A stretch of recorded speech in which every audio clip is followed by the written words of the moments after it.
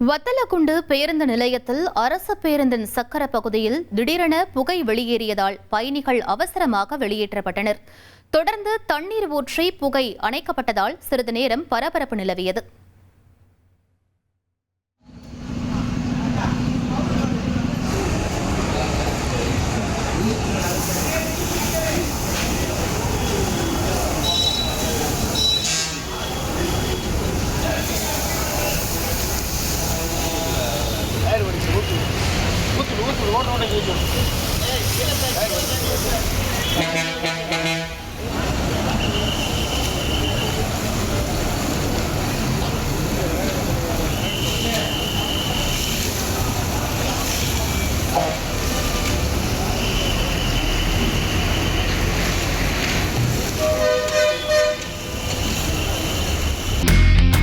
இனி செல்லும் இடமெல்லாம் செய்தி.